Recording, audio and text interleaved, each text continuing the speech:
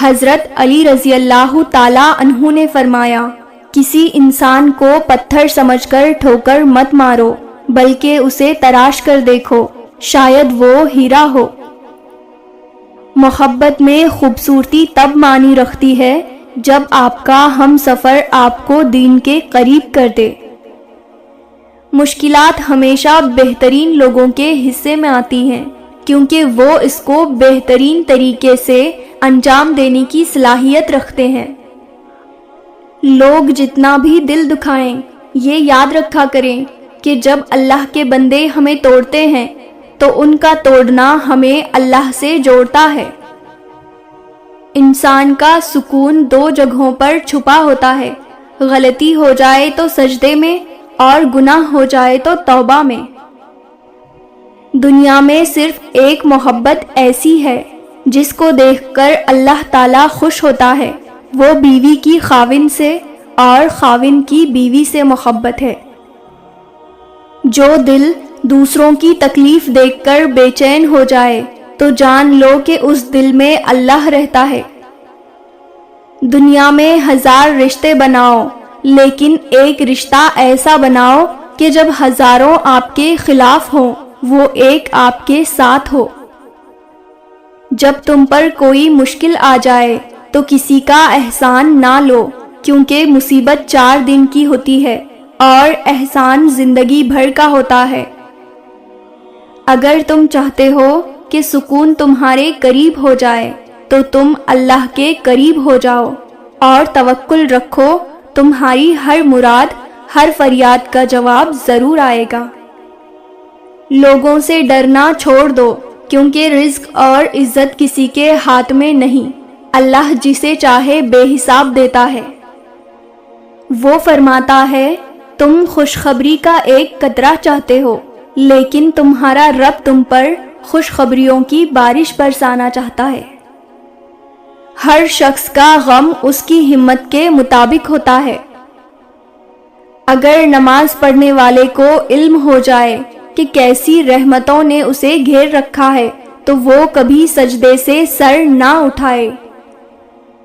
عنقریب مایوسی کے یہ بادل چھوٹنے والے ہیں، عنقریب اس رب کا نور قبولیت بن کر جگمگانے والا ہے۔ حضرت علی رضی اللہ تعالیٰ عنہ نے فرمایا، خوشی انسان کو اتنا نہیں سکھاتی جتنا غم سکھاتا ہے۔ کسی کے دل میں محبت پیدا کر کے اسے چھوڑ دینا، اسے قتل کر دینے کے برابر ہے۔ جو چگل خور کی بات پر اعتبار کرتا ہے، وہ اپنے دوست اپنے ہاتھوں سے گنوا دیتا ہے۔ دنیا کی ساری چیزیں ٹھوکر لگنے سے ٹوٹ جاتی ہیں، لیکن انسان وہ چیز ہے جو ٹھوکر لگنے کے بعد بنتا ہے۔ اللہ تعالیٰ قرآن پاک میں فرماتا ہے، وہ تمہاری من پسند چیز کو تم تک لے آئے گا مقرر وقت پر، اور تم حیران ہو جاؤ گے۔ نیک بننے کے لیے ایسے کوشش کرو جیسے حسین بننے کے لیے کوشش کرتے ہو۔ کبھی تم دوسروں کے لیے دل سے دعا مانگ کر دیکھو، تمہیں اپنے لیے مانگنے کی ضرورت نہیں پڑے گی۔ وہ فرماتا ہے، اور تم جہاں کہیں ہو وہ تمہارے ساتھ ہے۔ یاد رکھنا، غصے کی حالت میں کوئی فیصلہ نہ کرنا اور خوشی کی حالت میں کوئی وعدہ نہ کرنا۔ تمہاری نیت کی آزمائش اس وقت ہوتی ہے جب تم کسی ایسے انسان کی مدد کرتے ہو جس سے تمہیں کسی چیز کی لالچ نہ ہو۔ جو رب کنویں سے نکال کر یوسف کو تخت پر بٹھا سکتا ہے، بھروسہ رکھو وہ رب تمہارے غموں کو بھی خوشیوں میں بدل سکتا ہے۔ تم جنت نہ مانگو، بلکہ تم دنیا میں ایسے کام کرو کہ جنت تم کو مانگے۔ کھانا کھاتے وقت ذکر خدا کثرت سے کیا کرو اور کھاتے وقت باتیں نہ کرو۔ اپنے لیے بہتری کی دعا مانگو اور باقی سب فیصلے اللہ پر چھوڑ دو۔ اللہ تم سے محبت کرتا ہے، وہ کبھی تمہارا برا نہیں چاہے گا۔ حضرت علی رضی اللہ تعالیٰ عنہ نے فرمایا، 6 چیزوں کی شکایت کبھی نہ کرنا: اپنی قسمت کی، اولاد کے سامنے اپنے بڑوں کی، اپنا ذاتی مکان ہوتے ہوئے اس کی تنگی کی، بھول کر بھی اپنے ماں باپ یا استاد کی، غیر کے سامنے اپنے دوست کی، رخصت کرنے کے بعد اپنے مہمان کی۔ اگر کسی کا ظرف آزمانا ہو تو اس کو زیادہ عزت دو، وہ اعلیٰ ظرف ہوا تو آپ کو اور زیادہ عزت دے گا، اور کم ظرف ہو تو خود کو اعلیٰ سمجھے گا۔ تم جو گالی غصے میں یا مذاق میں دیتے ہو وہ تمہاری قبر کے لیے ایک بچھو بن جاتا ہے۔ سب سے بڑا جاہل وہ ہے جو ایک پتھر سے 2 دفعہ ٹھوکر کھائے۔ ہمیشہ ایسے شخص کو چنا کرو جو آپ کو عزت دے، کیونکہ عزت محبت سے کہیں زیادہ خاص ہوتی ہے۔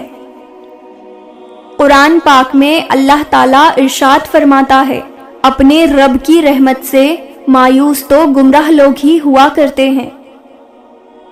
اللہ تو چھوٹی سی چونٹی کا حق بھی ضائع نہیں جانے دیتا، پھر تم نے کیسے سوچ لیا کہ تمہارے ٹوٹے دل کے ساتھ کیے گئے صبر کو وہ ضائع کر دے گا؟ اللہ تعالیٰ دور کر دے گا وہ غم جس کی شدت کا اندازہ پوری دنیا میں آپ کے دل کو اور آپ کے اللہ کو معلوم ہے۔ انسان نے جو کچھ جوانی میں کیا ہوتا ہے، عمر کے آخری حصے میں وہ اس پر ضرور پلٹایا جاتا ہے اگر اس نے توبہ نہ کی ہو، اور پھر ایک دن تمہیں تمہارے صبر کا صلہ دے دیا جائے گا، تمہارا انتظار تکمیل تک پہنچ جائے گا اور تمہیں تمہاری چاہت سے نواز دیا جائے گا۔ یا اللہ، میرے انتظار کو مختصر کر دے، میری دعائیں جو تیری قبولیت کی منتظر ہیں ان پر کن فرما دے، آمین۔